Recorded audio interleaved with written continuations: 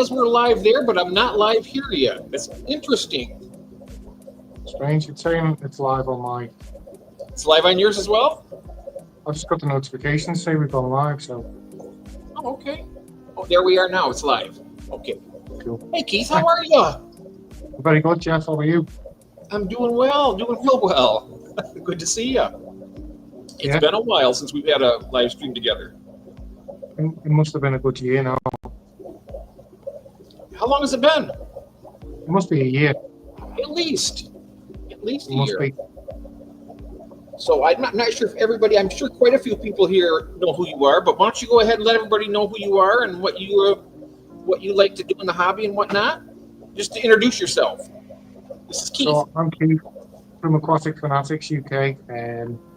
So last year I was doing a lot of Wallstad stuff, wasn't I, Jeff? It was kind of like I started doing a few little Wallstad back videos, and like it just blew the channel up. So I just carried them, not massively, but I went from like getting 50 views to like thousands. That's the organic growth. So that's what I was doing last year. And this year I've kind of shut my fish room down and just focused on the tanks, so in the house. So that's very much. I haven't been posting much on YouTube lately. Kind of took a hiatus. Yeah, you've been away for quite a while. I think it's about 4 months, 5 months maybe. Well, welcome back. Thank you. I think this is the have you back. Months. Nice. Well, why don't we take this time to go ahead and say hello to everybody in the chat. Hello, everybody. We'll start at the top. We had Sam was first. We have Steve from Tanked Up. He's in the UK, in London. Hey, Steve. Cinnamon Girl.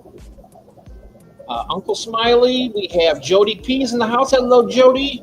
The snails are doing absolutely fantastic. I just received some purple mystery snails from her, and they are just gorgeous. They were 7 days in the post, and hey, they're perfect. I'm really very, very pleased. Who else have we got? There's me, there's you, there is Christopher Junkin, Cecil Mayberry. He's going to be on with us tonight. We're going to do a special with him tonight. We got Don, Prodigal Aquarist. Hey, Don, good to see you. Peter from Belgium. Let's see now. I think we're all caught up for the moment. And Cinnamon Girl, I did say Cinnamon Girl, didn't I? Yes. Okay. Good, I got that. I had to rattle that off rather quickly there because I wanted to get through it, so I want to get back to you here. So the last time that we streamed was about a year ago, and I remember at that time, you've added to your names, I've noticed, since the last time I've seen you. What's that? The Wolf of Wallstad. I like that. Yeah. I mean, Mrs. Colby messing around, and I thought I'm going to put that on my channel.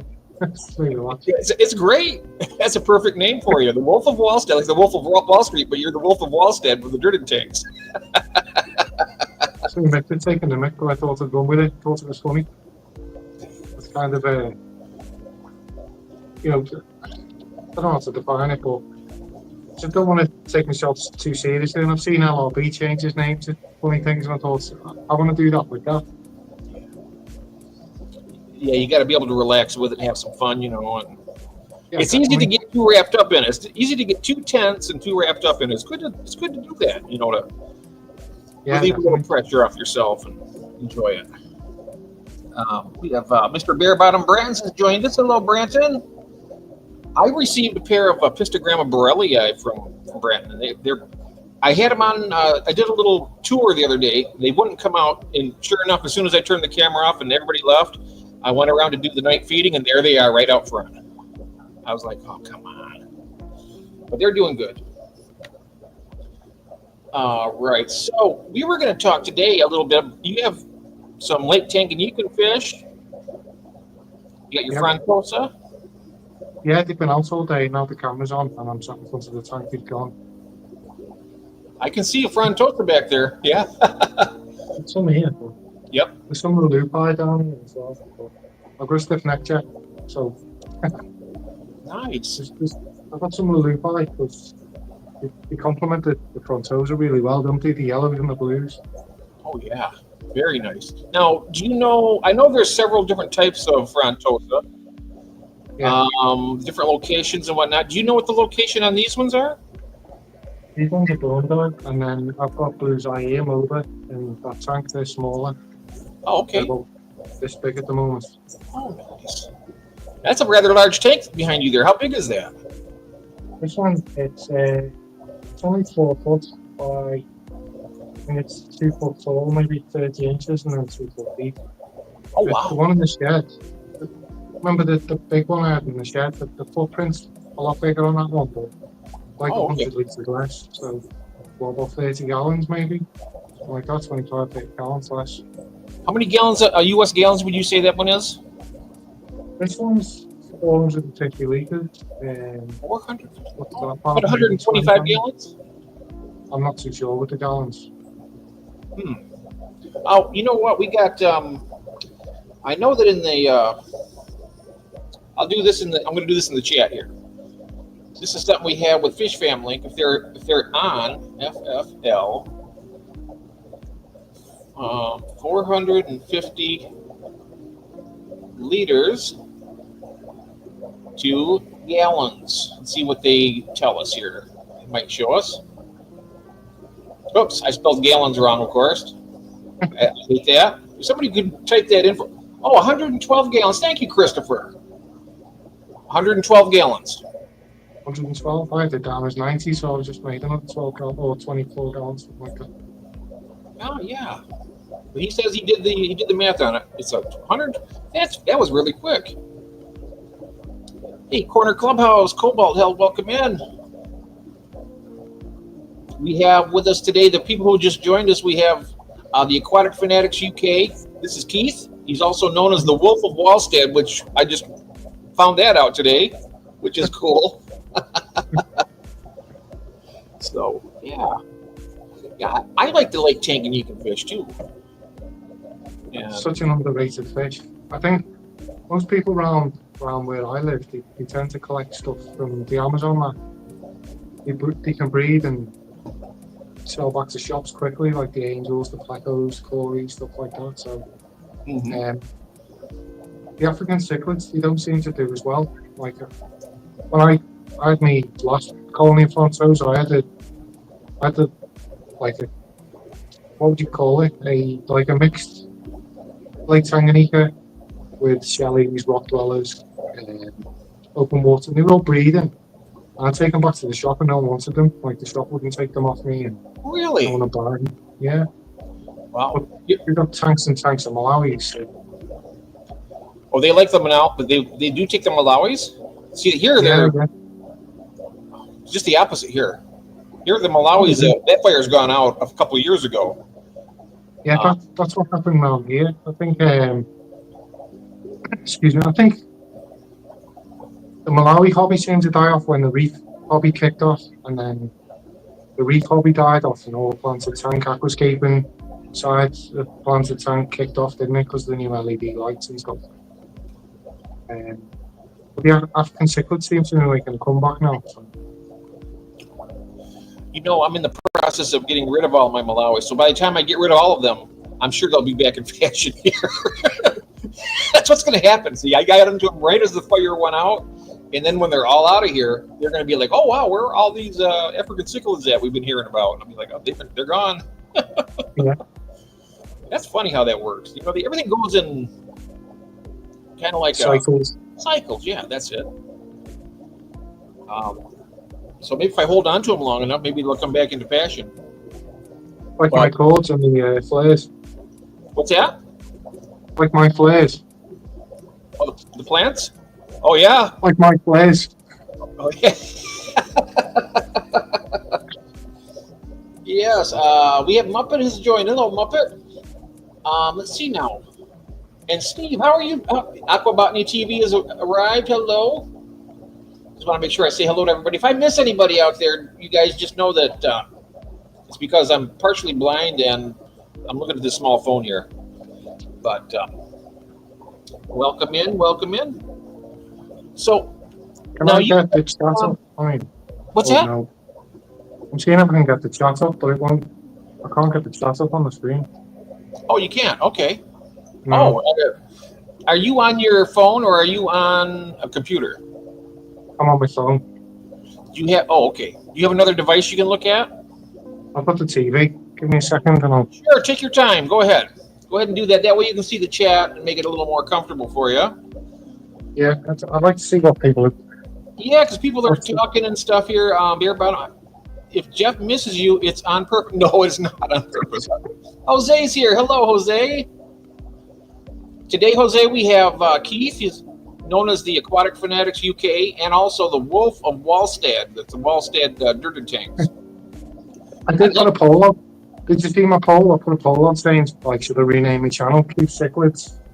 And everyone said no, so I thought I'd go with a cheeky nickname instead. I've heard that you can change your name once a month if you want to.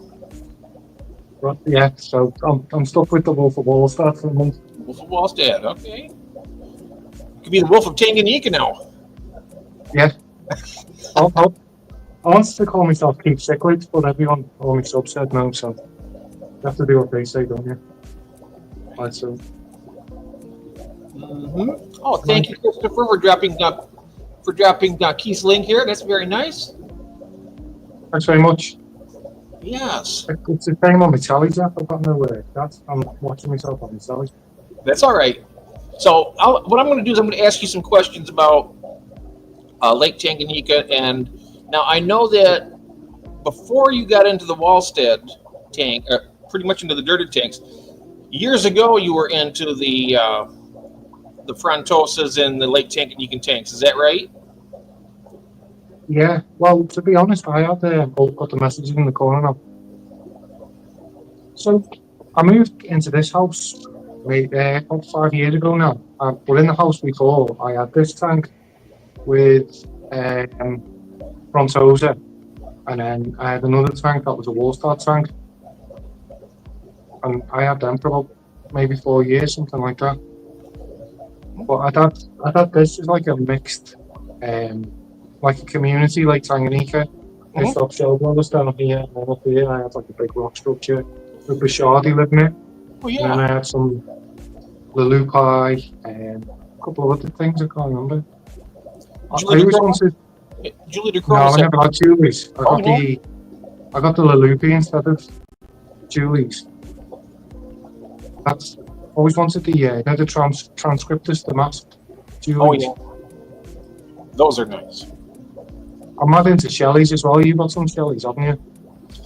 I do. I have 2 types right now. I got my multifasciatus, which I finally moved downstairs, most of them. I still have... I thought I got up all of them in one tank, and I went back up there earlier this morning when the lights came back on, and I noticed I missed about 15 or 20 really tiny fry that were hiding out in the little nooks and crannies. I mean, they were even hiding, they were so small, they were hiding inside of empty ram's horn shells. Yeah, they're tiny, aren't they? Oh, yeah, they're tiny. And I'm like, the only way I can get them all is to take every shell out of that tank and bring them down and then just set them like in a pile inside the aquarium here. And then take the shells out as time goes by. I mean, just try and empty them all out because it is difficult to collect all those fish. And when they're so small like that. Yeah. Hello, Jeffro. I've just seen Jeffro saying hello in the chat. Oh, Jeffro. Hello there. And we have Christina's here, Sweet Acre Koi Farm. Hello, Christine. And Melvin is here. He likes me to say my name, Jeff. I was going to do that for you, Melvin. Okay, we'll get that out of the way.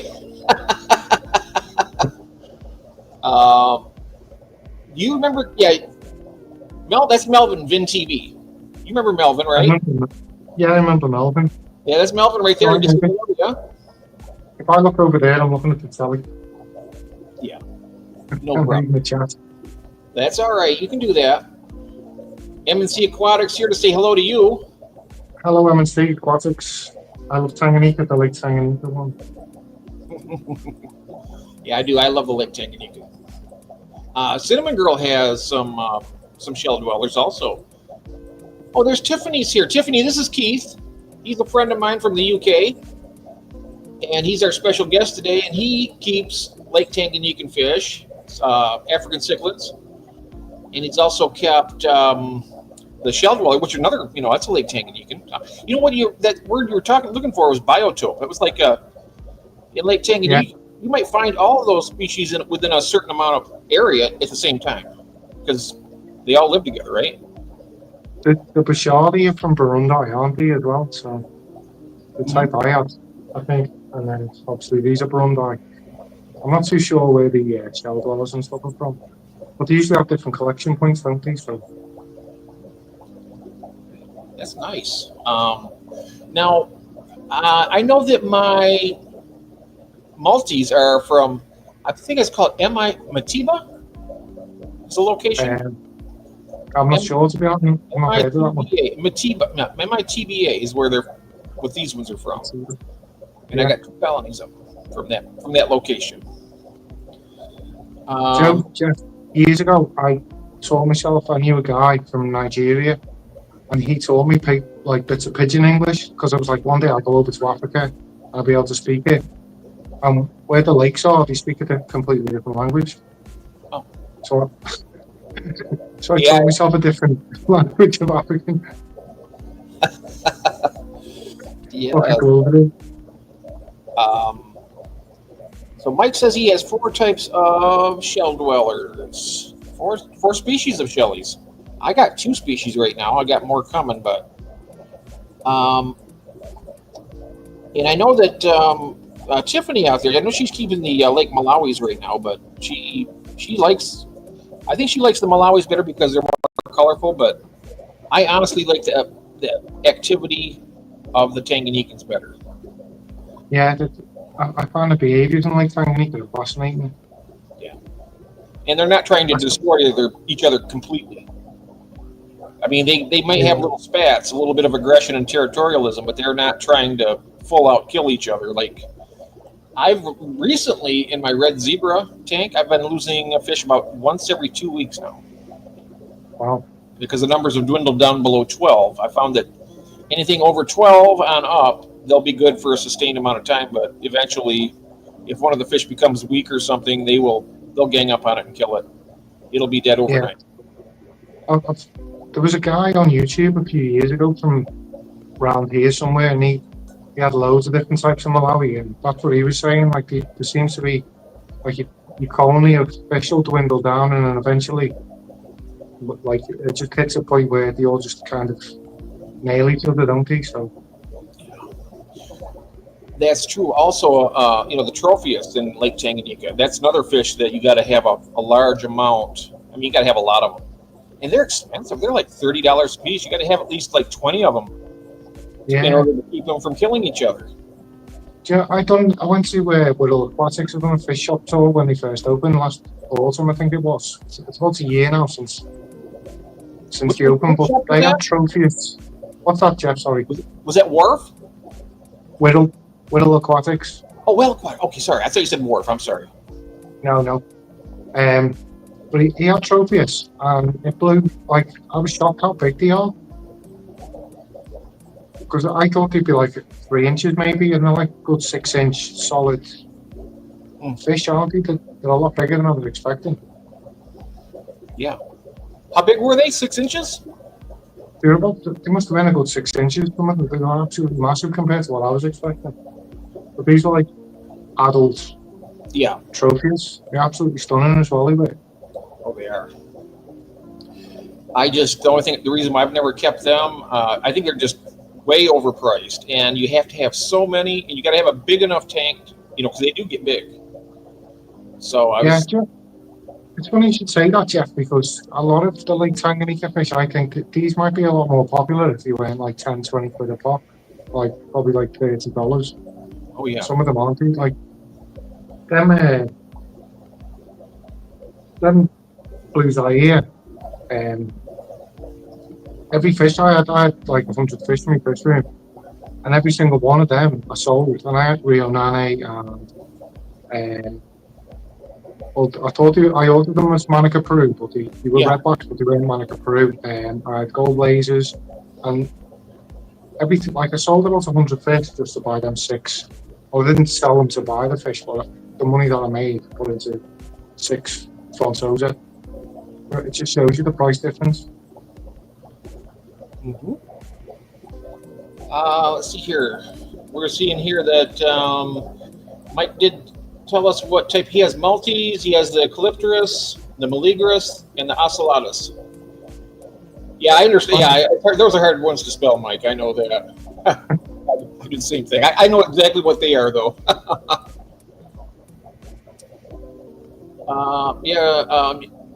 Especially in Tiffany's, like, yeah, the fish has an idea of how much space it needs. Yeah, they do. And the thing I've noticed with like Tanganyika fish is they've like each fish will have completely different behaviors. My old colony of Frontosa were completely different to this one now, and this one's completely different to that one. They're really chilled, but like they don't mind each other. And there's something wrong. They're not well.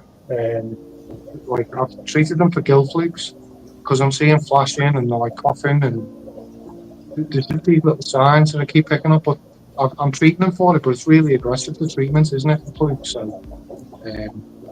Well, I'm finding these a lot more aggressive than the other Frontosa I've had in the past. But it might be like. Are you sure it's flukes, or do you think they might just are they doing it continuously, or is it just once in a while they'll like scrape or flash against the sand? It's quite common, and you kind of go they'll drop the stripes and stuff, go really pale, and they'll kind of twitch and stuff. But it's quite often, and the behaviour's off, and they seem like, no, I wouldn't use the term aggressive, but they're kind of like stressed, you know, there's something in the tank stressing them. And I've noticed the male is a lot more, he's defending his territory a lot more than I'd expect him to, which tells me he's agitated by something, you know, so it's not behaviour I'd expect out of Frontosa. So I'm kind of working my way trying to figure it out.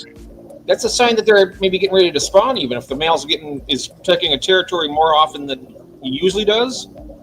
There's a possibility that might be taking place.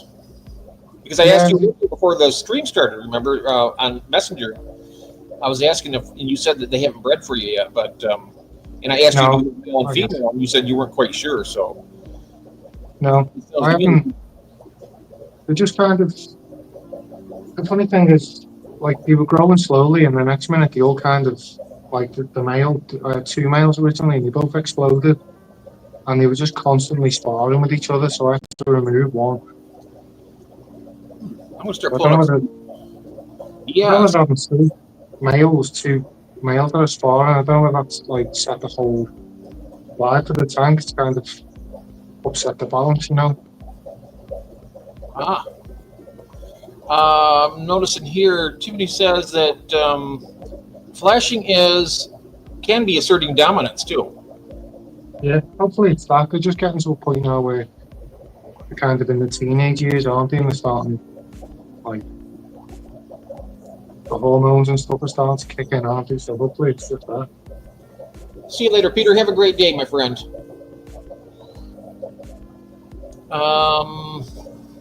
Okay. Renee DeQueer, hello there. How you doing? So hopefully that's what it is. I mean, what medicines have you used just in case? I mean, if it's like it's a parasite, isn't it? The flashing, the flukes. The flukes, yeah. I've tried flubenazole, I think it is, and then I think the other one's praziquantel or something. It's called. But we can't get the meds you guys get in the States. You get far better medications than us. Okay. I think a lot of our treatments are kind of like tonics compared to proper medication, you know. Just not the. I've never had that. I've had, the reason why I was asking that is because it was very interesting that Tiffany mentioned that, because in my, I noticed that with my dragon bloods, when I had them, I noticed the male every once in a while, when he gets really super aggressive, he'll like circle down and he'll flash the sand once or twice, and then that's it. And I think that might be more of a Malawi trait, but I'm not sure. Maybe it's. I've noticed all my Frontosa do that. They all do a flash, but this is quite aggressive flashing, you know, like they're trying to scratch something off. Mm-hmm. But the male is a bit more relaxed and graceful. You know, it's a different type of flashing. Yep. Well, hopefully I've sorted, and I've noticed like a buoyancy issue in them as well after the treatment. I'm assuming that was like a side effect of the treatment. Buoyancy issue? Yeah, like you were bobbing like you had a problem with the swim bladder for a couple of days, and then it kind of corrected itself. So, well, I'm making sure I've done water changes and stuff, but they are quite aggressive medications, so just that can have an impact on the fish. You know, obviously front toes are quite sensitive fish, aren't they, to the change in water parameters? Oh, they are sensitive. I didn't Probably realize. so, yeah. I didn't know that. I know that Melvin says, I love Ambunas, yellow labs, zebra, blue cobalts, red zebras, and Manganos. Kenya Aratus are both meat red zebras. Yeah, they are aggressive.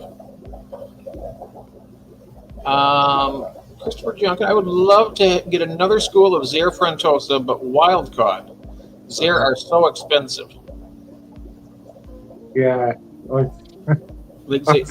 I've got the MOBA blues eye area, and they're like that big, and they're the same price as adult Burundi, you know.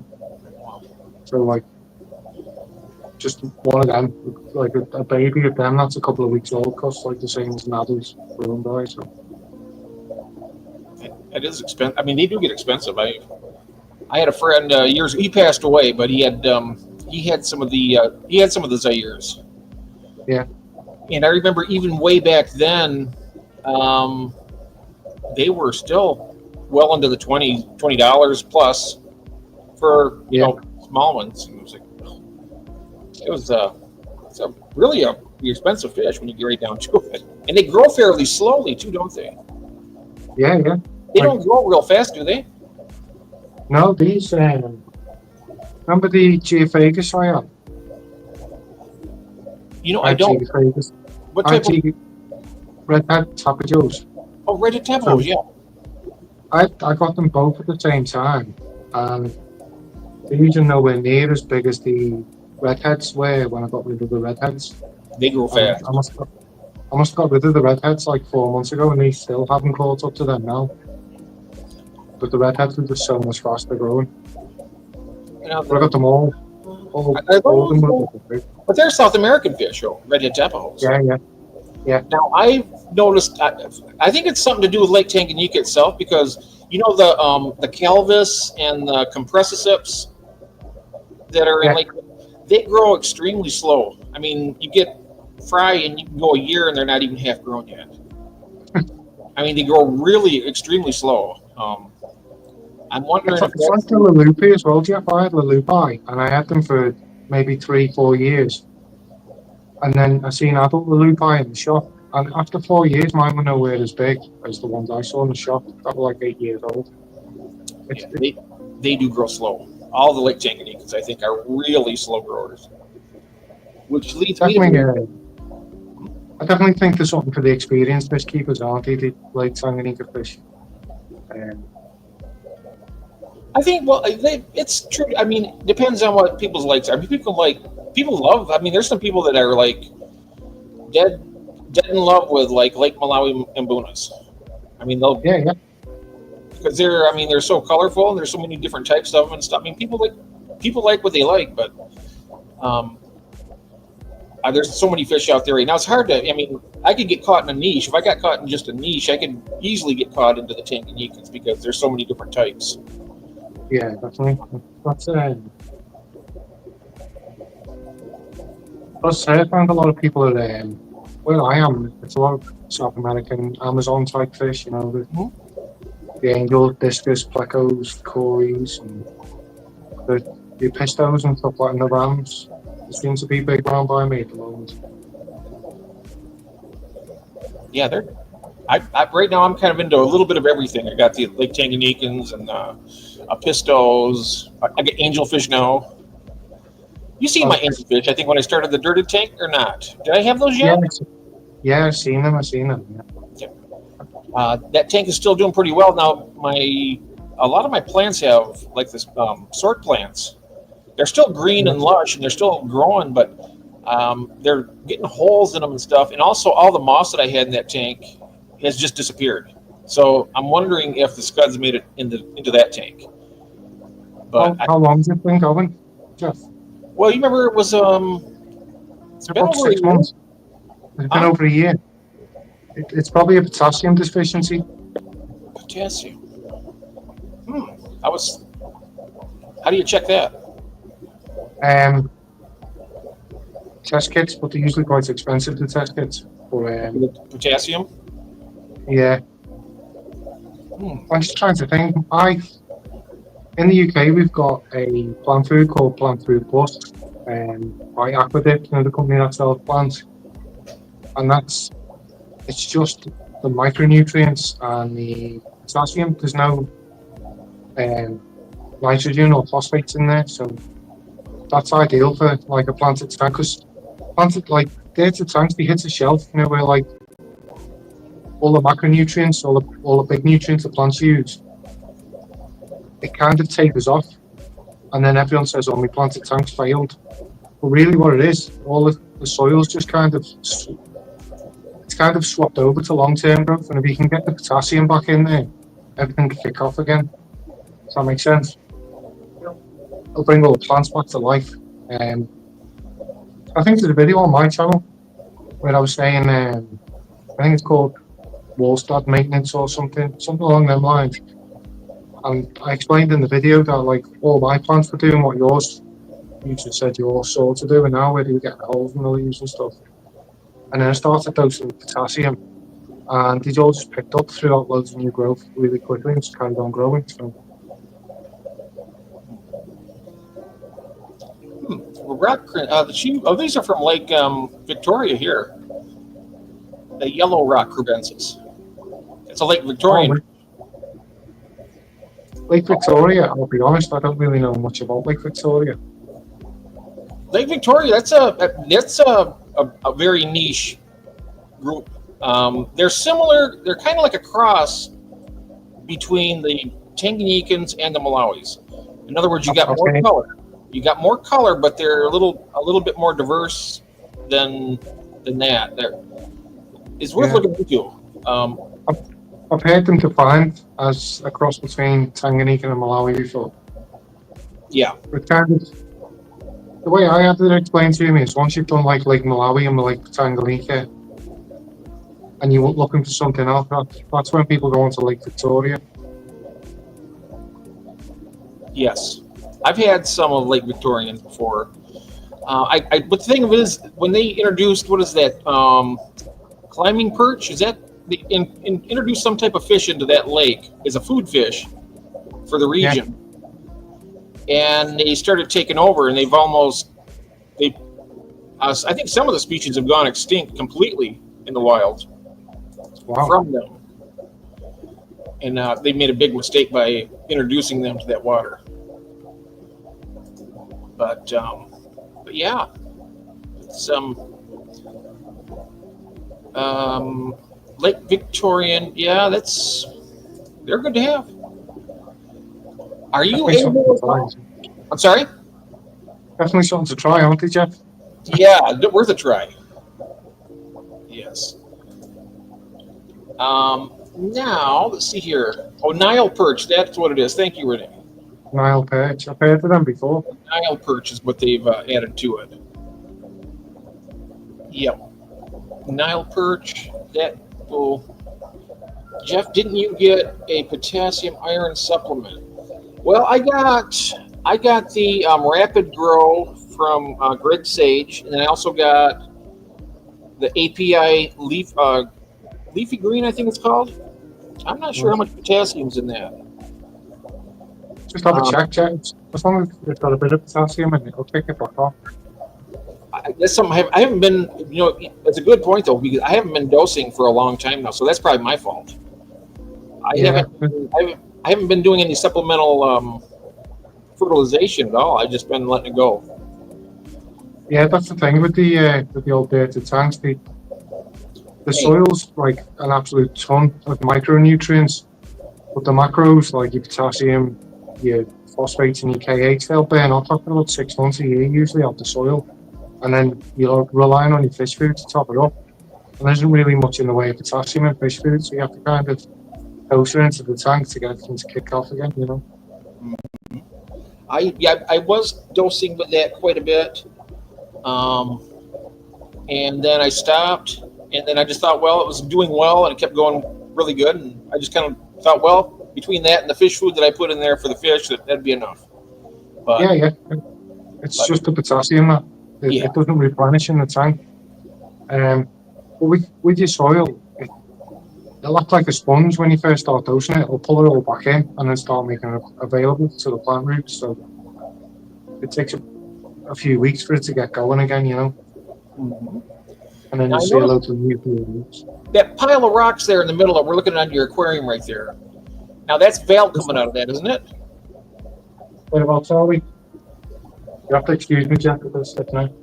Right there, yeah, that stuff right there. The tall, slender one's going up. That's Val, isn't it? This one here. That and the other green one's to the left of you, where the rocks are there. I can't see. The green stems coming up, the green foliage. This one? Yeah. The peppermint bristle nose there. It goes up higher than the rest. Wow. Yeah. There's a lily pie there. There's no more photos of it. There's one there. I'm assuming it's like a beta male. It's like a smaller male. Oh. And then there's two little ones. I thought it looked like Val scenario to me. That's Val scenario there.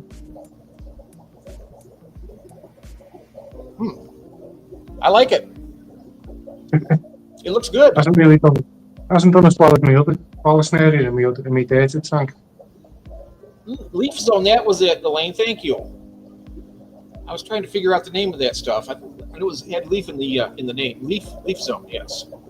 API leaf zone, is it? Oh, Steve said I haven't actually had courage to try it yet, but my plants seem fine anyway. Oh, nice. Very nice. And we have Greg here from Louisiana. Hey, Greg, how you doing? He breeds angelfish and other stuff, guppies and all kinds of stuff. He's got some great stuff too. And now he's got the actual. He has Altums. Altum angels, and absolutely stunning, them, aren't they? But those red Manicapurus, I love those too. Those were gorgeous. Yeah. I've had Manicapurus, I've had Rio Nane. They were stunning. There's a guy just over the water from me who's got Santa de Bell, which is kind of like it's a different collection points, but they kind of look like a cross between Manicapuru and Rio Nane, the ones he's got. They're like kind of got like a red in them and on the spot. Slightly the ones he's got. But big fish like that Altums, didn't he? Altums. Well, he got them small. They're just growing out right now. He's from ones I've seen on his. But have you seen where I got? Did you ever see the Ivanacara bimaculatus that I keep? No, I've never seen them. They're a very rare fish from Guyana. Now, and where I got those from, the guy he had gotten some F1 Altums from a friend of his who collected them in, I think it was in Peru. Is that where it's at? Where the Altums come from? Anyway, they were wild caught. He got the F1s from them, and he's been breeding them ever since. And these fish, Keith, from top to bottom, I mean, they look the size of a dinner plate. They're huge. He's got a big tank full of them. I mean, he breeds them. He's probably bred them by the thousands. And people were saying to him, well, aren't they really hard to keep and, really finicky out of the... They're not. They're the same as any other kind of angel you'd want. It's because they are accustomed to the tap water now, and they breed in the tap water.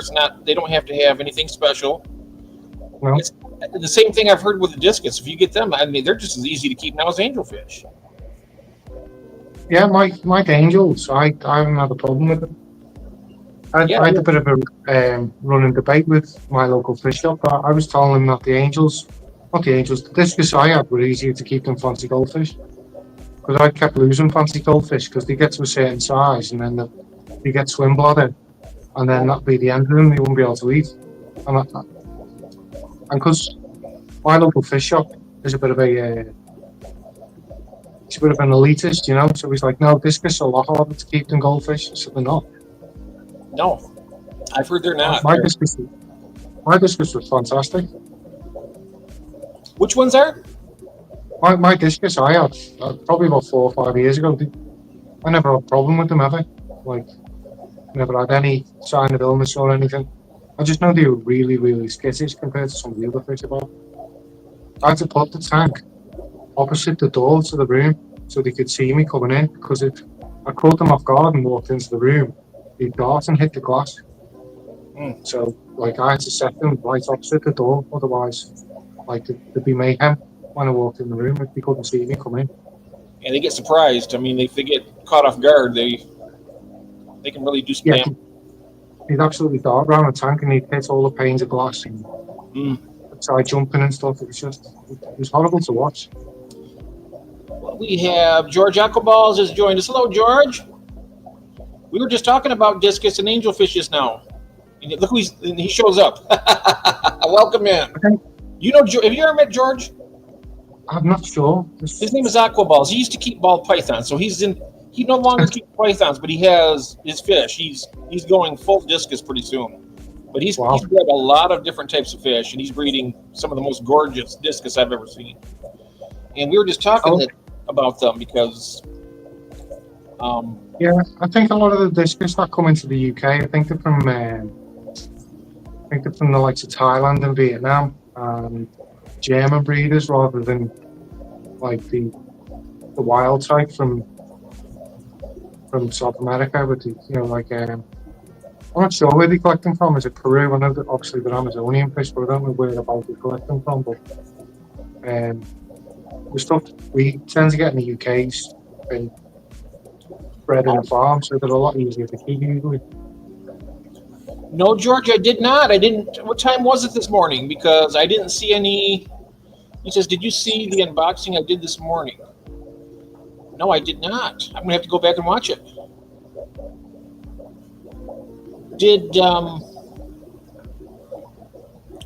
I gotta find out what time that was, George. I'm sorry, I didn't mean to interrupt.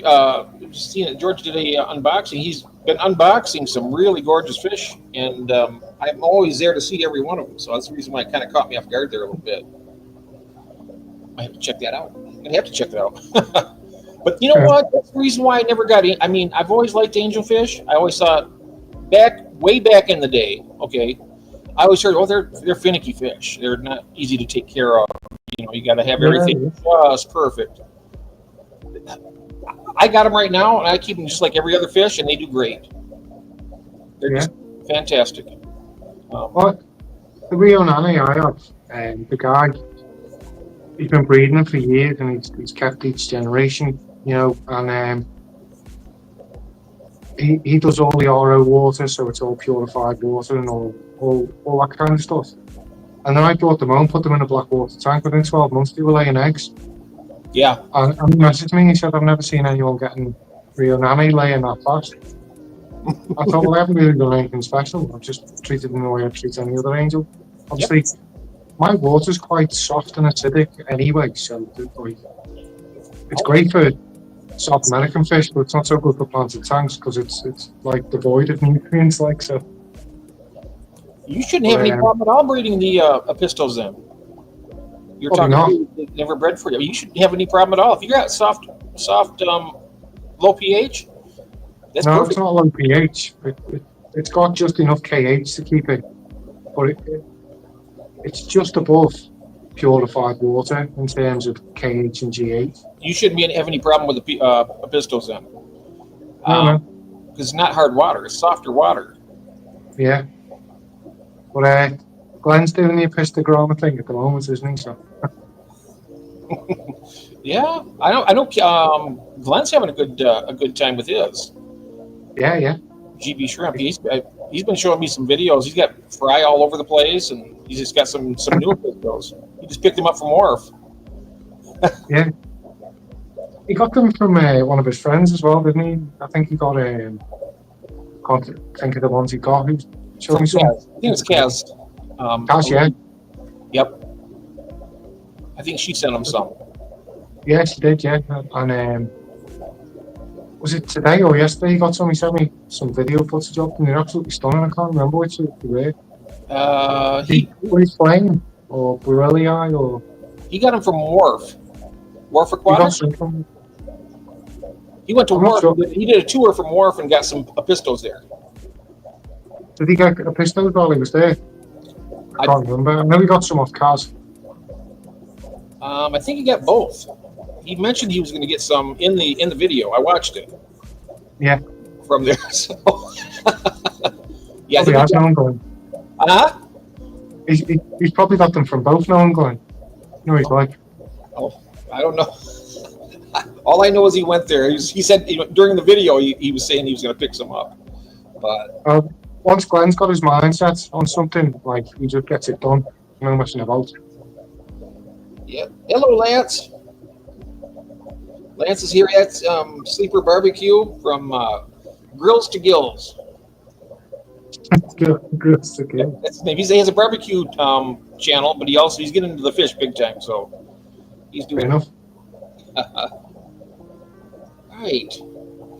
I didn't get a chance to, because I was running so late today. I wasn't able to ask you if you're able to show, if you want to show your tanks, or is that too difficult to turn the camera around on them, or what was kind of well, a little bit different? Yeah, I won't be able to do it on this, I don't think.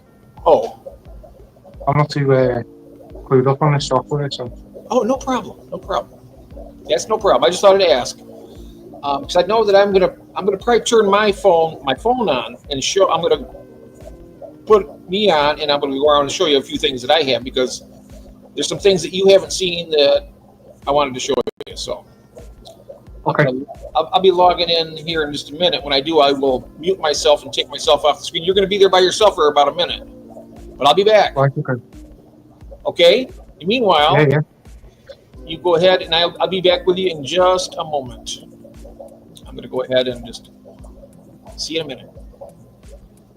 Is it me?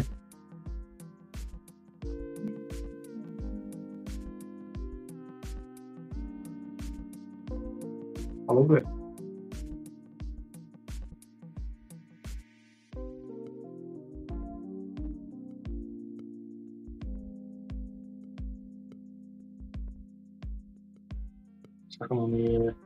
Checking on the screen for comments. I've got to keep an eye on the telly for the comments.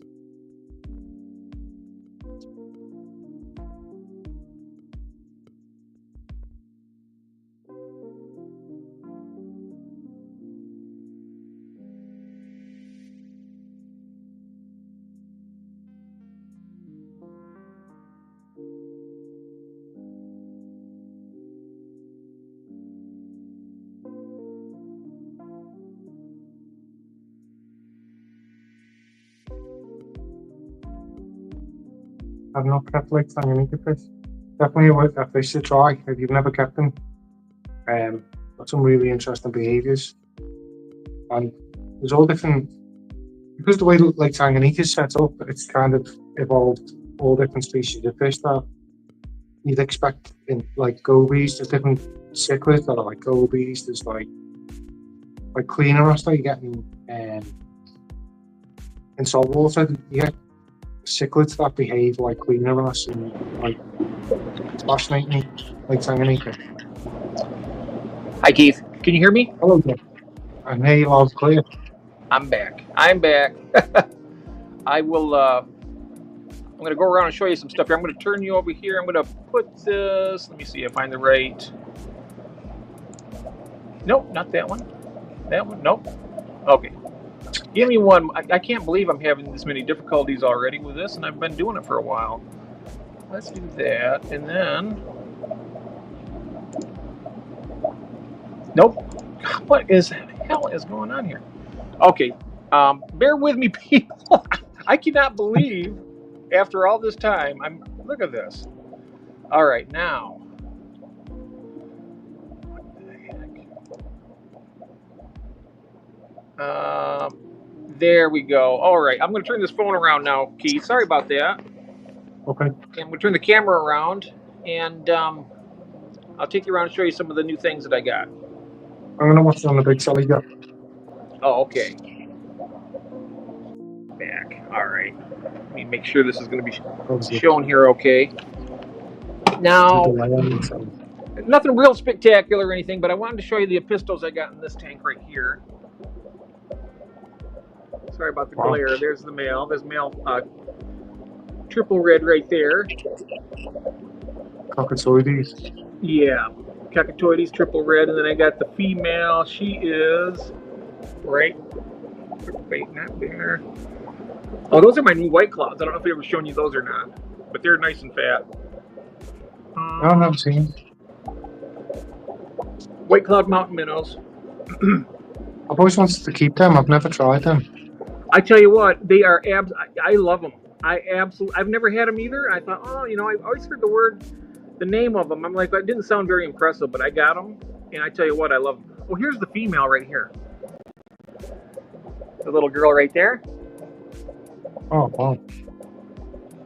They get along really well together. She's always trying to mate. What I need to do is I need to get the rest of these albinos out of here and move them to another tank, because these guys will breed right away. But the problem is, when I have a cave in there, the bristlenose will overpower them and move them out, and then they'll eat the eggs. That's happened to me several. Yeah, that's what they do several times. A big male will go in there and just overpower the pair, kick them both out, and then eat the eggs. So I found out that that's something you can't have if you're trying to breed the apistos with a cave and you got bristlenose. It won't work usually. I mean, if it does, I mean, I'm sure it probably has worked for some people, but it doesn't work for me. I think you probably have to get the pleco in a cave, wouldn't you? But well, the thing with it is, if a pleco wants to go into a cave, he's going to go into a cave whether it's his or not. Yeah. You know, so, and I don't particularly want to breed these plecos. I have a ton of them already. You'll see more of them in a minute. Okay. I remember you saying. What's that? I remember you saying you had tons of them plecos. Oh, we got about 7 or 8 in this tank. Here is my alien green female, Betta. Wow. Back there is a very rare sighting. That is a Betta appy. You have a pair of them, but they always hide. That's the male. I always talk about them. Said people are like, where's your appy? They always hide like in the crevice behind this rock, and I don't like to mess around and disturb them. But you got a glimpse of them right there. Yeah. And there's the orange flash male. I added him into this tank because I had a short out about 2 weeks ago. Wow. And it looked like a snowstorm in here with all the scuds. And I added this guy in here. And I tell you what, he's done a pretty good job. I only see one in a great while, but he's eaten most of them. Yeah. He's a really good scud hunter. And what I like about some scuds in this tank. His ventral fins are orange even. They're stunning, aren't they?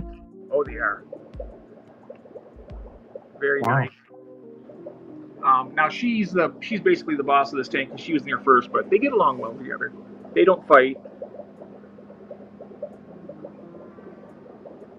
But I am going to get a male for her, and I'm going to try and breed her at least once. You can see how fat she is. I mean, she's probably ready to breed right now. If I was to get a nice male and lower the water level down and whatnot. Yeah. But yeah, so that's that. Okay, I'm going to stand up and walk around. My fish room's a little bit, you know, it's just a working fish room. It's not a showroom or nothing like that.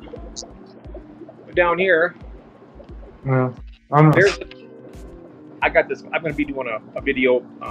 Higer sent me a glass cleaner. I'm going to be doing that, so I'm leaving that messed up. Here's Kathy's fish, the red zebras. Nothing to see here. Same old, pretty much. they're massive now, them, Jeff.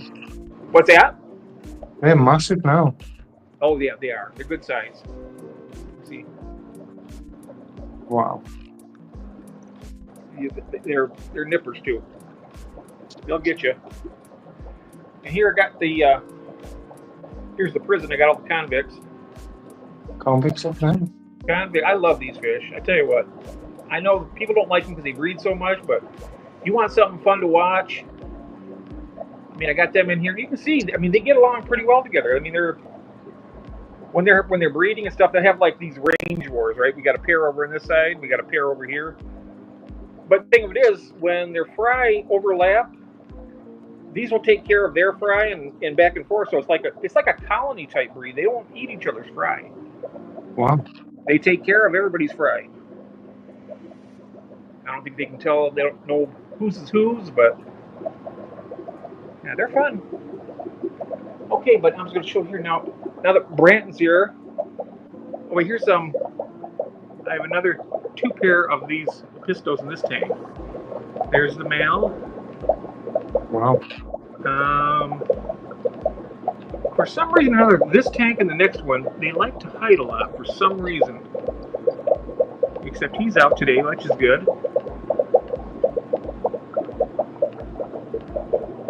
Might be in that little structure, might be in the PVC. Let's take a look. Nope. Okay, over here is where the Borelli eyes are. In Branton, if you're still out there, let's see if they're here. It's always so disappointing when they don't show up because it'd be like, oh, sure, you got them. We don't see them. Where are you guys? Well, there's the Daisy's Race. I got the Daisy's Race fish in there. Come on, where you guys at? They're a beautiful pair too. Have you ever had something you see in it, and when you have somebody try to look at it, it's gone. It was there. They're here. They'll be out. Wait a minute, back there. Is that one? Nope, that's another ice fish. No. Huh. Well, we'll come back to that. But here I moved all the dragon bloods are together. Which wow. The aggression in this tank has gone down tremendously since I added those in. Here, look at them. They're just showing about. Even the most aggressive one, that's the alpha male right there. You can see he's kind of chill. Yeah. You know, when they're breeding and stuff, they will he'll get a little bit hot, but yeah, they're doing all right. Of course, I don't know why I kept this batch, but these are all going to Tiffany. So, and over here, this is just basically a holding tank. I'm going to be moving these convicts probably down with those convicts. This guy's going to go over to the tank with them, and then this will be pretty much this fish's tank until I get one of the 29 set up. She got beat up by the eye biters down in the other tank. This is the only female, and they bit her tail clean off. Wow. And she was beaten up so bad that anybody else probably would have just, put her out of her misery, but she was still. I don't like to do that. I put her in this tank by herself, and I nursed her back. I knew she wanted to live because I would drop her pellets down, and she would actually lay on her side and catch them and eat them. Now, if she was dying, she wouldn't do that. She was eating. She built her strength up, and now here she is like this. She's actually enjoying life. She eats. She's got a good appetite. I mean, who am I to say she lives or dies? So, I kept her. But she's a nice fish. All right, now I'm going to bring you over here. This is the Vermaculatas. I don't mean to move the phone around so abruptly, but I got to pull my chair up here for this one. These are the Vanacara Vermaculatas here. And they are really, when you see pictures of them when they're full grown, I mean, they don't look, they're starting to look like miniatures of the adults. Like that right there, the dark one there, that's the alpha male. And he's getting some good war paint on his face right now. But looks awesome, doesn't it? Pardon me? They look awesome, man. Oh, they are. They are. And they stay small too. The males get about 3.5 inches. And the females get about 2.5. 2 to 2.5. And from what I've heard, you can keep these in community tanks even. And you can see I got a little that Blue Star Endler. Yeah, it's Blue Star, isn't it? It's a blue star, yep, and they don't bother it No, at all. I wouldn't mind trying some more endless. I'm sorry? I wouldn't mind trying some more endless. Oh yeah, endlers are nice. I've got a soft spot for endless. I don't know why. I just really appreciate them. I've been adding botanicals in here a little bit by bit each week to try and make the water a little bit more. It softens it a little bit and brings the pH down a bit. Yeah. But I'll be honest with you. I bet, and they say that you have to have RO water to get these. I bet these guys will breed in this water right here. I almost can guarantee it by how they're getting along, and I mean they're so hardy. And I was showing you. You see this little castle here. I've had that since 1974. That was the first decoration my mother gave me for my first tank. Wow. It was on my 10th birthday, and it's been in an aquarium all these years. Not this aquarium, but it's been in an aquarium, one aquarium or another for all this time. Submerged for 50, 60 years. No, 50 years. 50. 50, yep. But yeah, that's those.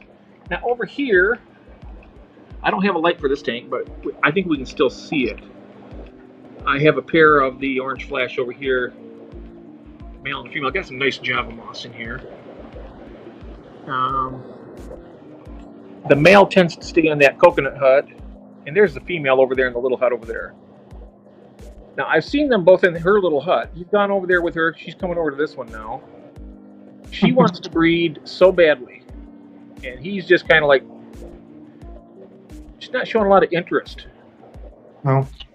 I might need to maybe try a different male with her because she's ready. Yeah. He should be. I mean, he should be because he's a great looking fish. I wish they would hook up. I would love to get some fry from her. I can't see any of the chat right now, but guys, I hope you're all doing good. We're gonna look around here, do a little more. I'm just gonna slide my chair back here. This is the 55 gallon. This is kind of like a catch-all tank. But in this tank,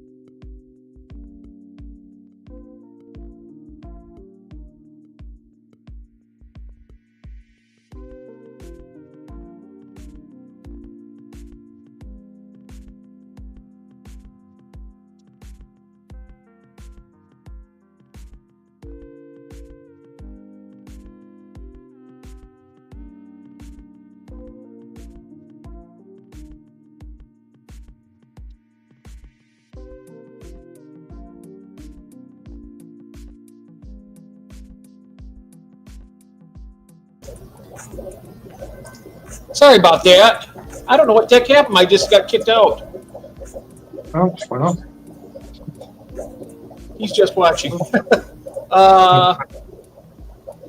Anyhow, I'm having some technical difficulties for some reason today. I'm not sure what's going on here. But anyways, we're back. I'm going to catch up on the chat here a little bit. Let's see here.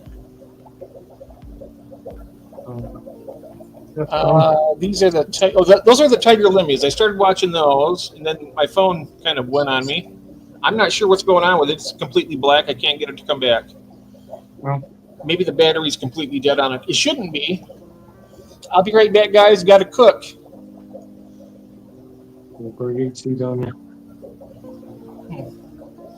Oh, it's gold. Hey, Gord's here. Thanks, guys. I've been lurking. I need to go. I made it to my destination. Well, great. Good to see you, God.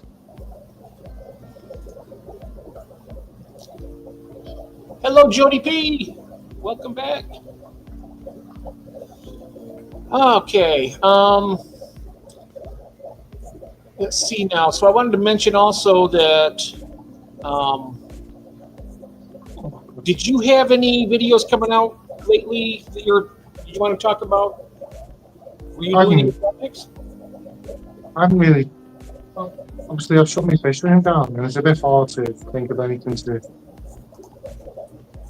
to make any stuff on at the moment. But like I was saying to you, Jeff, what I'm finding is, well, my hobby is like I'm hardcore fish keeper. I want to stick with the brontosa, you know, and just stick with them and the lupi.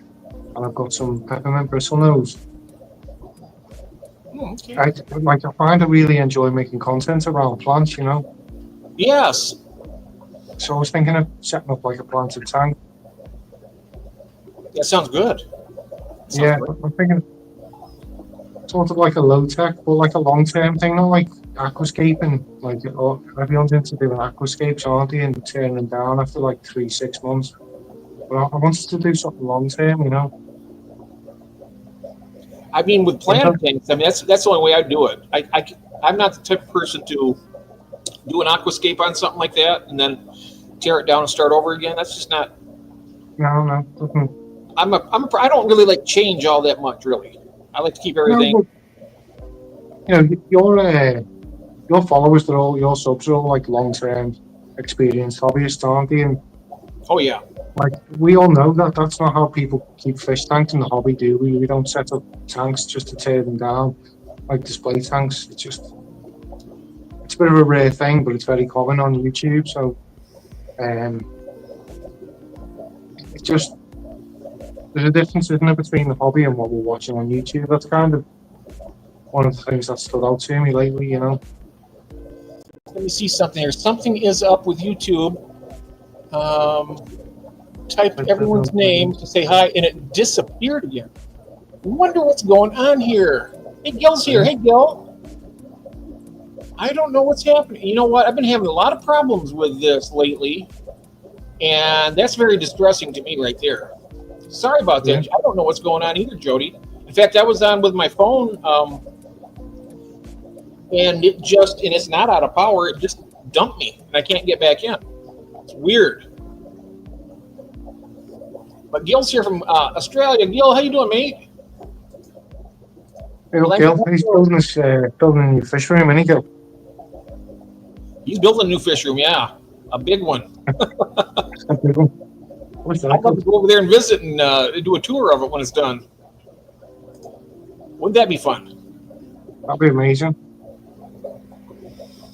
Mm-hmm. Hey, hello, Running Water. How are ya? Good afternoon to you. We have Keith here from the Great Britain, and he's known as the Wolf of Wallstead. You like that, don't you, Jeff? I love it. Right. We do have Cecil Mayberry tonight. He's going to be doing a tour of his tanks at 10:30 p.m. Wow. That's going to be fun. I talked to him earlier today. I don't think you've ever met Cecil. He's a really nice gentleman down in Virginia. And no, I don't think I have. But you'd like him. You'd like him. Sometime we'll have to get you guys on the daytime one here together, and you guys can, have your fish, and we can do what we can do is get it set up where you can actually do a little, like a tank tour. You don't have to do like all your tanks, but if you wanted to have like one of your tanks where you can just talk about what you have, I'm trying to get that show and tell thing going again. I know that Father Fish stole it from me when I started it, but I did start it originally. Yeah, your buddy, your buddy Lou, right? Yeah. Yeah, I know you got to get along great with him, but and all of his followers too, right? Yeah. Like the comments they leave me every time I make a War Star video, they're just massive fans of mine. I can't wait either, Christine. That's gonna be fun. A lot of fun. Last night I did my live stream on YouTube. The sound were down, and oh wow, I didn't even see anything. I didn't even get any notification, Melvin. No. Interesting. What's the thing? Isn't it? YouTube keep changing the settings, and I started a live, and they changed all the settings on the live, and someone came in the chat and said you're sideways on the screen, and YouTube had changed the settings on the live, so it went into, I think it's gone vertical now, and it used to automatically start horizontally or the other way around, so I was like sideways on the screen. Mm-hmm. Oh, it says Corey did a show and tell. Yeah, he didn't do it not too long ago. But I do a live stream a couple times a week, so I'm going to try and get one of them where I can get it set up where if people want to show their tanks or fish, all you got to do is let me know. We'll get you up here, and you don't have to show. You don't have to go like around and do like a full hour tour or anything. But if you have like a tank or some fish that you're really proud of and want to show, just say so, and I'll get you on, and you can show them. It's that easy. All you got to do is say, yeah, I got a tank here. Let me know. We will get it set up, and then you can do it. I think that's fun. I mean, I know that when I first started into YouTube, I've been in here since 2008. I didn't have a channel. I did have a channel actually, but it was a gun-related channel, and they got monetized, and they're kind of shunned overall, pretty much. So I decided that I would focus on my fish hobby, which this is basically my main hobby. I mean, firearms are just abstract. I have them, I keep them, I go to the range, but the hobby is my aquariums. But anyway, I had a channel, and I stopped that one, and I started. Back then, I started out with Pelham's Aquatics, and then now it's Jeff Pelham. Changed the name. Yeah. So I've been here since. I remember Big Fish Lock gave us both a shout out, didn't we, when we were both for about 30 subs? Let's see here now. 333 is what Sam's saying. Keith 333. I don't know what that means. No. No, mine was called Guns with a capital R, Fun. Guns Are Fun was the name of my channel. Just think if I was like propagating rose bushes, it could be Guns and Roses. But yeah, not going to do that. I'm back. I've got the roses. What's that? I've got the roses. You can be guns. You can be. I've got the roses. You've got the guns. Yeah, I just keep them around for range time and whatnot. So you never know. Good to have around. I wanted him to say it. He wanted you to say 333. 333. Yeah, there it is. I don't know why he wanted. I'm not sure why Sam wanted you to do that. Sounds good to me. Welcome back, Cinnamon Girl. Whew. Wow. I tell you, it has been busy down here. Between last night, I was up to all hours of the night last night because that's when I moved all the peacocks out, which was not a lot of fun trying to catch them all. Got them all out, and then I had to go up which was even harder during the middle of the night. I had to start at about 3 o'clock in the morning, and even so, I got to do it again tonight because I noticed upstairs still got about 30 or 40 little tiny baby shell dwellers that I mentioned earlier.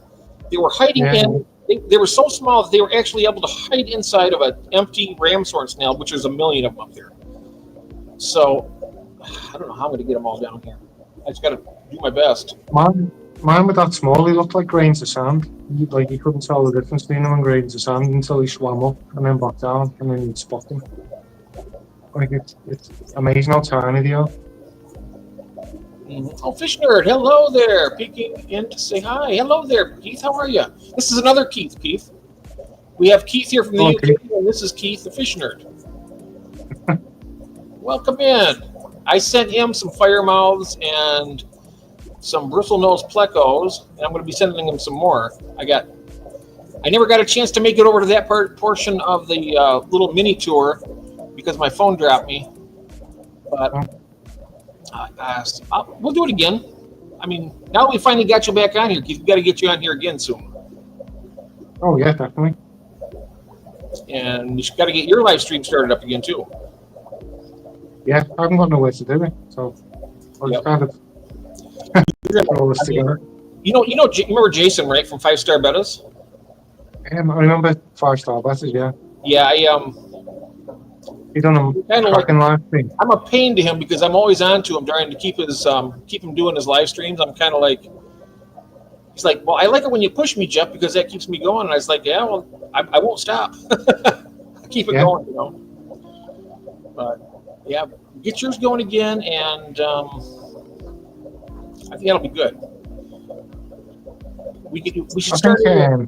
We need to do a with a wolf howling. A wolf howling, and then the plants on the side. A Wolf of Wallstad. Wouldn't that be cool? How's that for an idea for you? That'd be good, yeah. I need to. I come up with some great ideas. I really do. But I think that's cool. I definitely want to start setting up a planted tank and start making some content around it. But I want something where I can kind of progress it, you know. Mm-hmm. So I'm coming up with ideas of how to do it at the moment. Yep. Cecil Mayberry's back. Hey! I just told Christine we're excited for tonight, and I was talking to Keith here, Cecil. One of these days, on this time of day, we're gonna have to have you and a few other people on here. We can do, like I said, a little tank tour during the daytime also. That way, we got people who aren't able to stay up that late. Do like an earlier show. And there's June. Hello, June. Deb's here. How you doing, Deb? Good to see you. And let's see here. M&C. I had a sold ammo cheap. Yeah, I did. The thing with me, I bought all my ammo, most of my ammo before 2008, and I filled my safe full of it. And that was back when I was working 2 full jobs. I was buying lots of it. So I'm well stocked up. Cecil says that sounds good to do that. Great. Jeff, as soon as my account goes positive, I'll send the remaining. All right, June, no problem. No problem at all. You've been on June since 2018, huh? I started in 2008, but I didn't start my fish channel until 2021. That's when I started mine, I think, wasn't it? Yeah, I think you started yours in February, and I started mine in, I think it was May. I started in June. You started when? June. I'm sure it was June I started, like halfway through the year. June? Oh, wow. Tank Top started in did they have YouTube in 1977? Nope. Was he talking about fish? He started a fish hobby in 77. Oh, okay. 186, hello there. Work always gets in the way. You're doing good? That's great. Wow, it's really flying here. Ooh. Oh, the fish. Yeah, he said fish. This got started in 77. So I've only got you beat by, 3 years is all. It's not a contest anyway. I was, tanked up and, oh, look at that. Star Wars came out. Yep, so did Jaws. Jaws came out in 77. I'm just keeping an eye on the chat here for a second.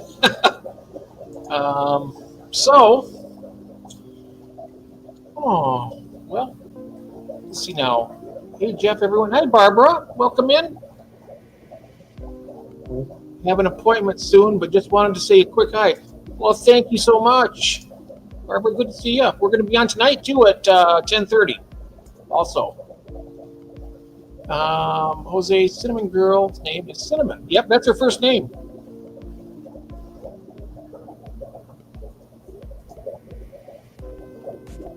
Yep, alrighty.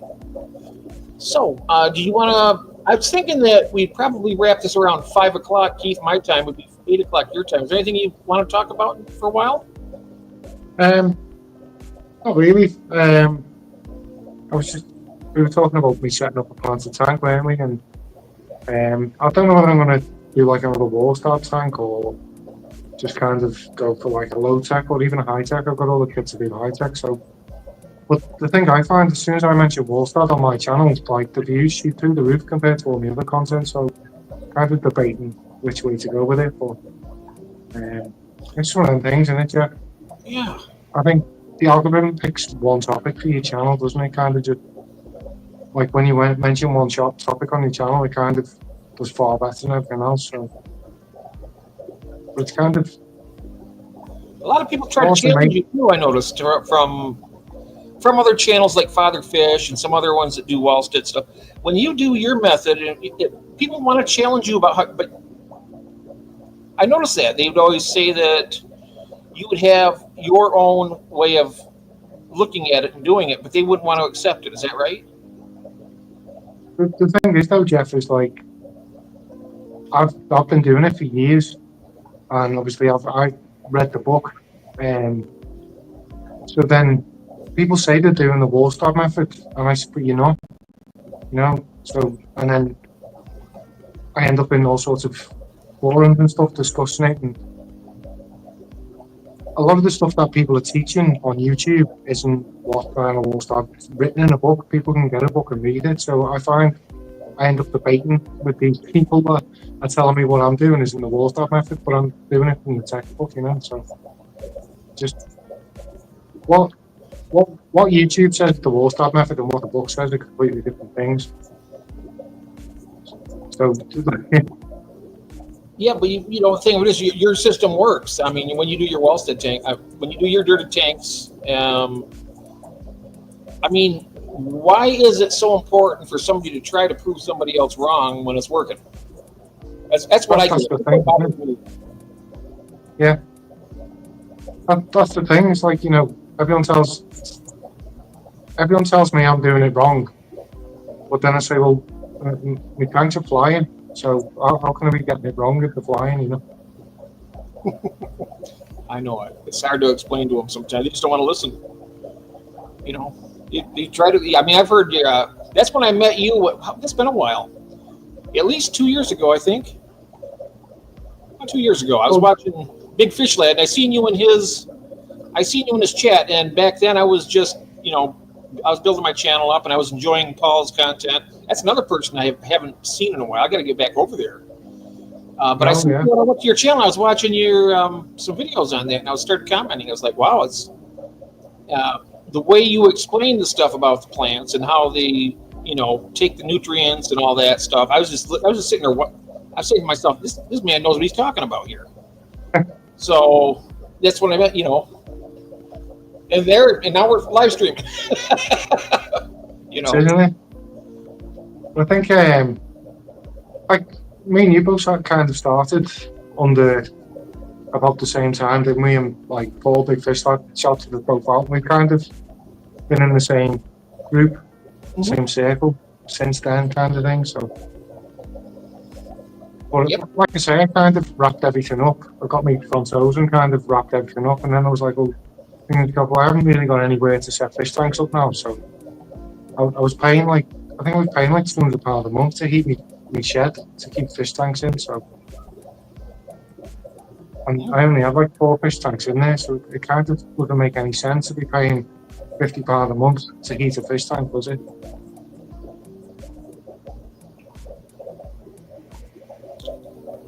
I'm sorry, that last part. But you said a heater?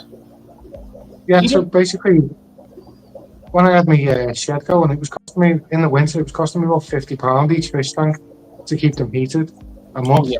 So I was like, I'm not doing this. It's just it's not worth it, is it? It's expensive. Yeah. Yeah, the electrical bill here. I know when I did the air system, that saved a lot of money.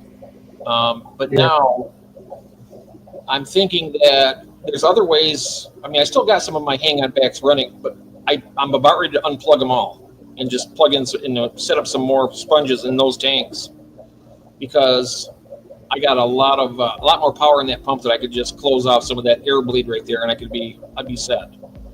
But I haven't done it yet because I'm a procrastinator. Procrastinate is what the problem is. Yeah, that's I'm like that. I'll think about something for months and then just do it. So I spend 90% of my time, or even more, thinking about what I'm going to do, and only 5% of my time doing it. That's what. Yeah, that's good though. I mean, at least you think about it, and then you eventually do it. See, what I do is I think about it all the time and don't do it. You know, I mean, I see things that I can do and want to do, but do I do them? Not a lot. No. Not a lot. I think that brings into play a lot of the.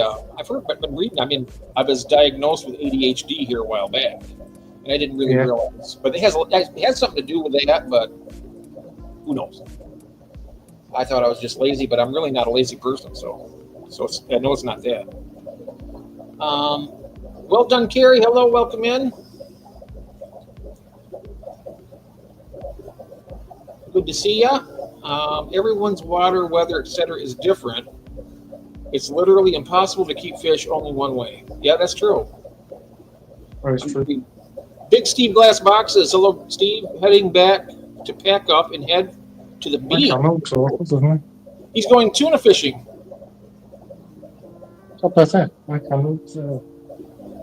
Big Steve Glass Boxes is going tuna fishing. Wow. I almost bought a desk for it. Thank goodness I didn't. That sucker was heavy. Just realized. I'm sorry? My camera looks really blurry, doesn't it? Your camera? Yeah, it doesn't. Looking at the big screen, it looks a bit like blurry. Yeah, it's got some bright light up top. I think it's coming down on you. Yeah, it's not even that bright, to be honest. Yeah. It doesn't look bad. Looks fine. Yeah. Happy, Jose. Let's see.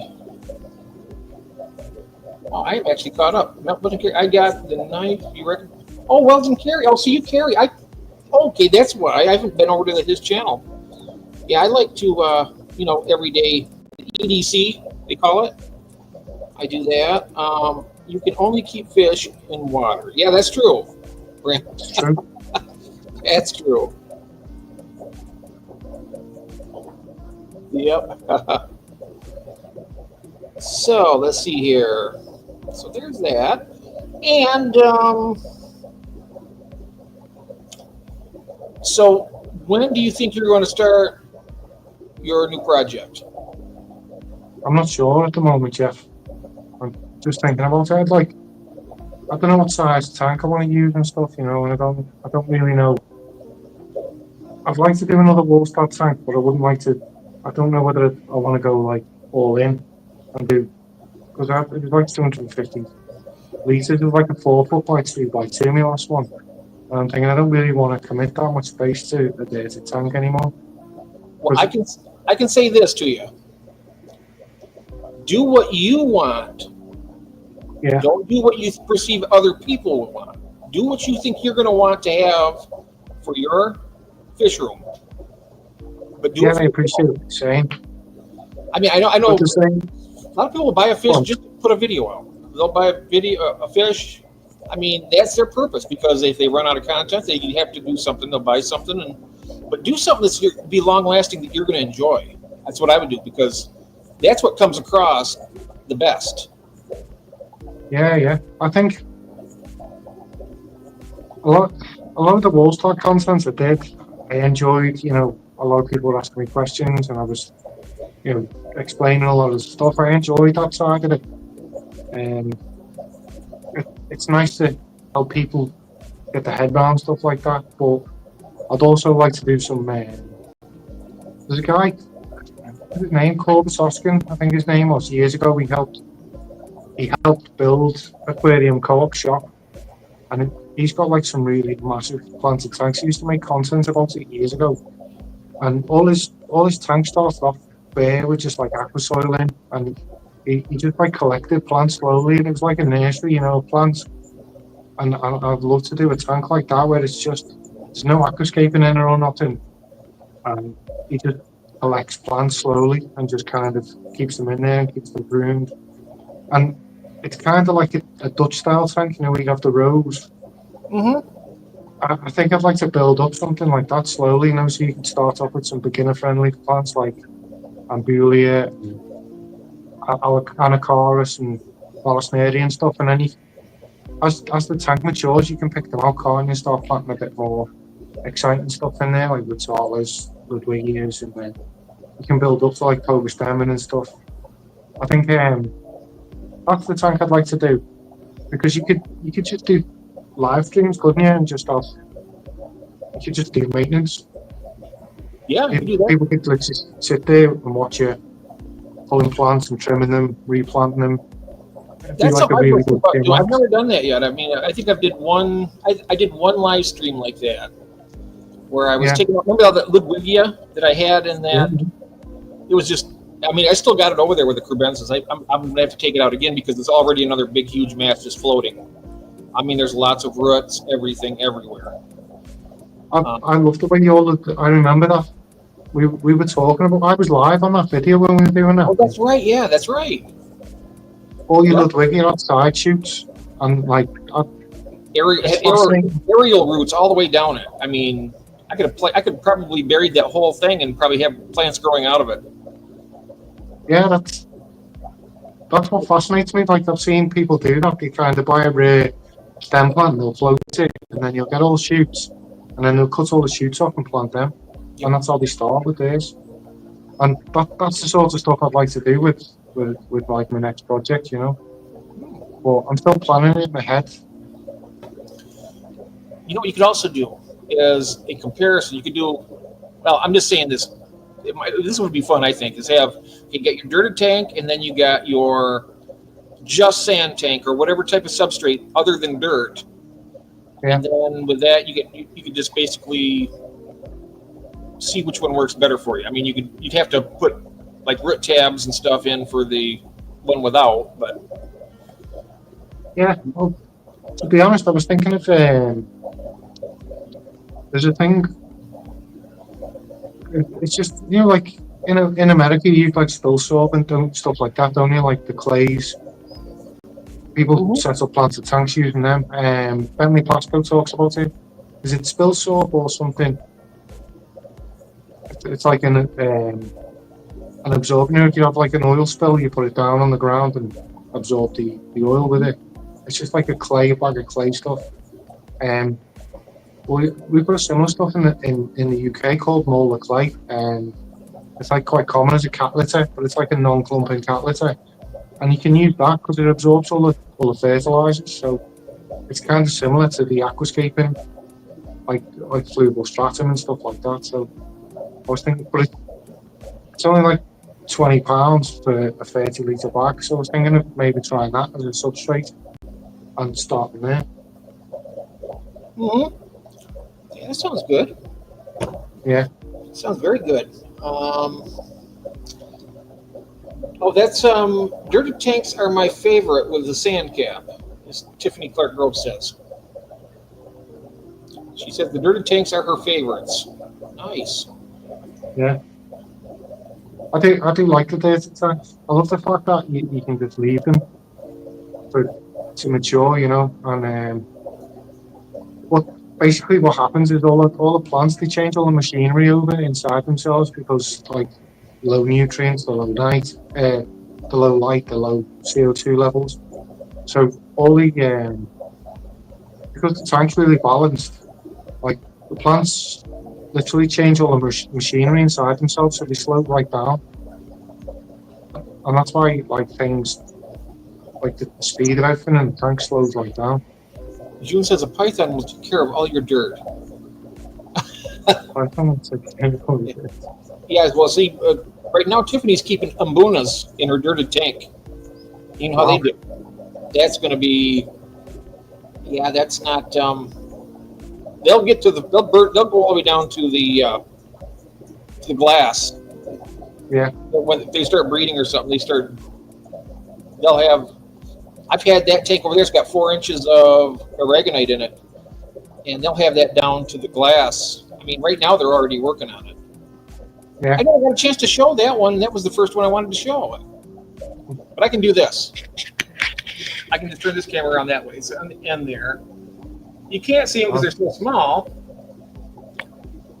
But I have my black mollies in there as dithers, and there's probably about 20 little shell dwellers in there. You probably can't even see them, can you? I can see them this way. Yeah. But I just moved them last night. They're still a little bit leery of me. They seem to walk, dart into the shells and hide out. Hey, there's Go With The Flow Aquatics. Hey, Richard, how are you doing? If you can get good consortium of undersoil root system, it should go for quite some time. Yes, I mean, the nutrients in the soil do last, don't they? I mean, for quite a long time. Yeah. Well, that's the thing. It's like They last a like long I'm time. saying, the micronutrients, they'll burn off after about 12 months maybe, but you've still got the macronutrients, so as long as you get potassium back in there, and you're feeding well enough, you've got nitrates in your water, they'll just carry on going. I think people let all the micronutrients burn out in the tank, and then the plants start starving. And calcium's all, not calcium, I keep saying calcium, potassium, that's always the key. Once you get potassium back in there, because nothing will put potassium back in your tank, so you have to manually put it back in there. And once the potassium goes back in, you plant the tank, the tank just kicks off again. You see it time and time again on YouTube, and people say me dirty tank is like burnt out. You just need to get the potassium back in and off you go again. I wonder what now. I was also told one time, I took a water sample. They said that iron was low in it. The which? Iron? Iron. Yeah, I wonder if we need to add iron, supplemental iron to it. Iron's in a dirty tank. The iron's usually in the substrate, and then after bacteria is breaking the soil down, it basically chelates the iron. So the of course, that was out of a tank without dirt, though. That was with a tank without dirt. They said the iron I need to dose with extra iron. Yeah, you can usually tell an iron deficiency. Yeah, I guess it must have been. It had to have been a deficiency. They tested it, said I need to add it, so I got some of the C-Chem, and it had. I made sure it had iron in it. I tried that. It worked for a while, but yeah, it didn't seem to. Was it C-Chem Equilibrium? Was it you were using? I think it's Equilibrium, isn't it? With the been a while. Like KH, GH, iron, maybe potassium in it. I wish I had the bottle still. It's been a while. It's been a couple of years. Yeah. Have to figure out. Hey, we have Ed's picking up cichlids. Hey, Ed. How are you doing? Okay, let's look in here. Are we saying hello? Not true. I named the tank, not the fish. Oh, there you go. Just don't name your tank after the Titanic. You don't want to do that. This is the big tank. We call it the Titanic. You don't want to do that. Large Bulgarian seal point angel. I don't name fish. But that is Darth Vader. I have Jabba the Hutt going to June also from Star Wars. I'm sending her a Fahaka Puffer. It's a cute little guy. Or girl. Absolutely love Bulgarian seal points. I've just seen in the chat, someone said they got Bulgarian seal point angels. I absolutely love them. Them and Pinoys. I've absolutely loved some of them. Okay. Yes.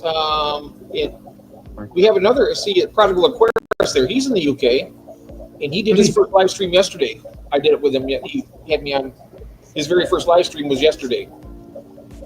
And that's Don. His name, Prodigal Aquarist. Prodigal Aquarist. Prodigal. Whereabouts in the UK is he? Whereabouts in the UK are you, Don? I keep checking the chat on the screen. Okay. Was looking since I left work at 4. Well, I'm glad you did, Ed. When you get your fish room done up, I want to make sure, but I know that Jason's got you first down there for a tour, but afterwards I want to have you on here for a tour as well. Worcester Park, Southwest London. Wow. That's how far away is that from you? about 300 miles, I think. 300 miles? At least, I think. Oh, wow. My biggest fire eel got the name Lucifer. Wow.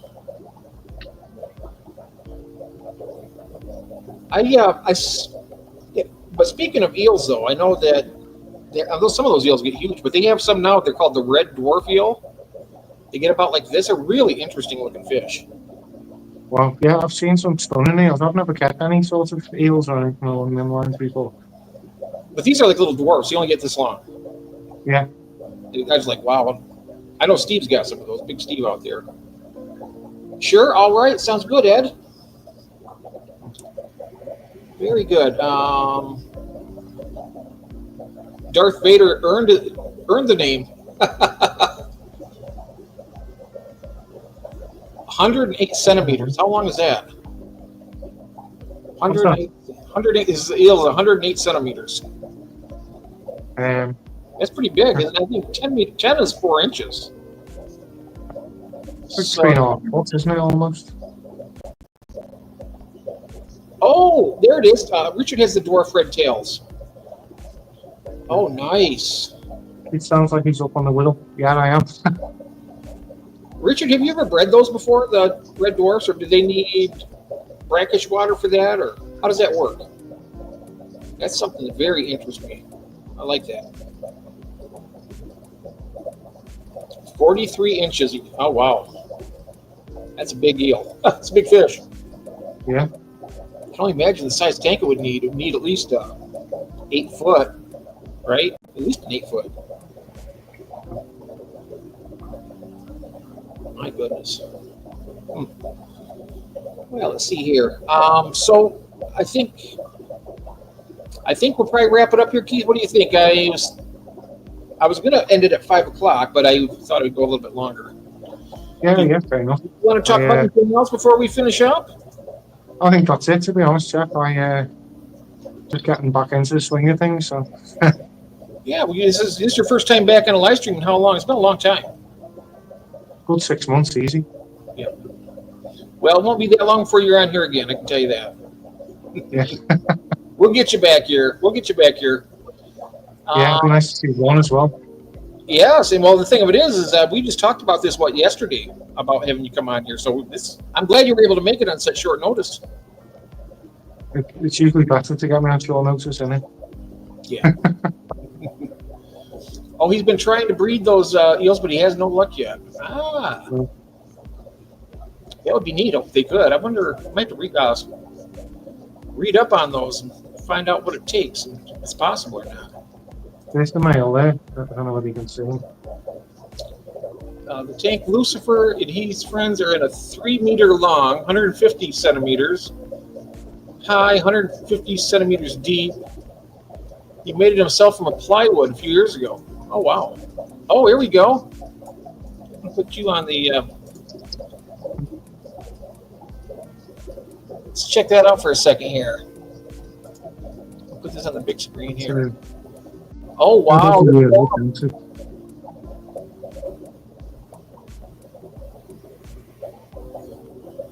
Now, you did at one time have your Shelleys in with them, right?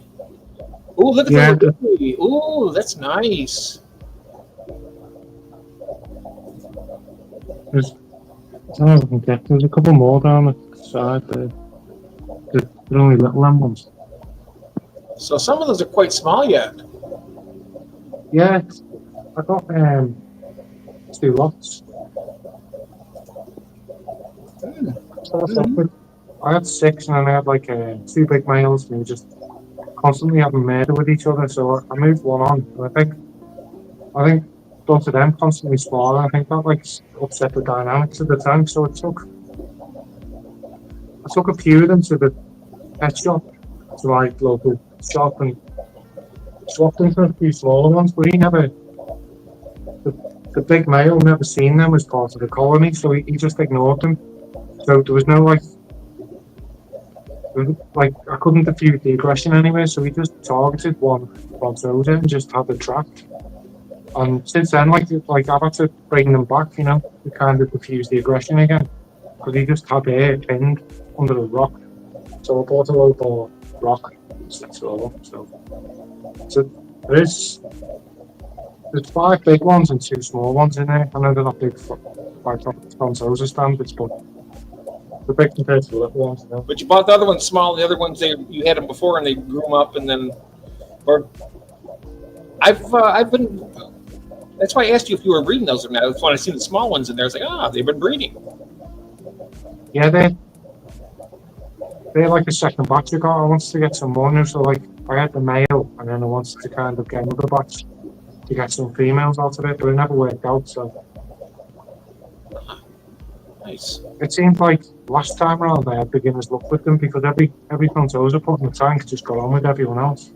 But this colony seems completely different. Seems to be a lot of aggression and stuff in this one. So They look really peaceful in there. As I'm watching it, they don't seem to be attacking. I mean, you're going to find a little bit of conspecific aggression in any fish. It's just the way things are. But they're looking good, looking very good.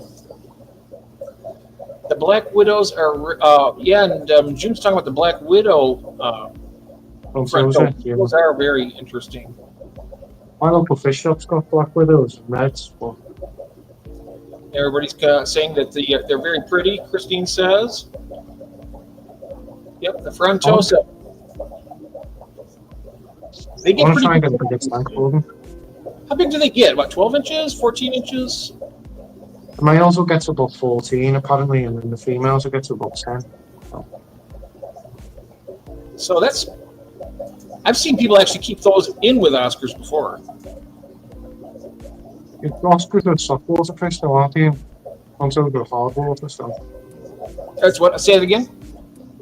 The Oscars are saltwater fish, isn't it? I'm not sure. She could answer that question better than me. Do you have eels, Jeff? I don't have eels. Richard Reynolds, he's Go with the Flow Aquatics. He has the red dwarf eels, or the dwarf red tail eels. I think, I'm not sure, one of those names. Oh, she's never had Frontoses, but she does love them. Yes, they are good fish. I mean, like you had before, when you had like a little biotope where you had the Frontosis and you had your little colony of Maltese and you have the Lulupes in there. Yeah, that would be kind of fun to have a tank like that. I was thinking of something similar, but with my larger fish would be like one or two of those nice compressiceps are called, like a Calvus. Yeah, they also have Belugas, big compressiceps. I've always wanted them. I've never kept them. You should try them. I should do. But you can keep them right in there with Frontosis. I would like to do like a mixed like Tanganyika with some Maltese or Similis, and then some Ulcha, some the Cyprochromis lactosoma, the sardine cichlids. I'd like to get some of them, and then some compressiceps. Let's see here. What were deadly? I've only had starry. Oh, the starry nights were deadly. Oscars of the Florida canals. Hard water, yes. 230-inch in a 200-liter low-boy tank. Interesting. Very cool. Yeah. So, okay. Well, I'm going to wrap it up here. I think, Keith, I do have to get upstairs. I got to get something to drink because I'm about ready to. I'm really parched. Yeah, So I'm going to do that. Okay. Yeah. So I'll get back with you. Let's get together again soon. And like I said, we're going to start doing a little more where we can actually do like a little tour or talk about a tank or something. We also do a lot on here where we'll go and we'll look up fish that we want to get, and that's always fun too. That sounds fun. So, sounds good. All right. Yeah. Thank you all very much, and we'll see you tonight at 10:30 Eastern Standard Time. Much love, everybody. Bye bye. Okay, guys. See you soon. Take care.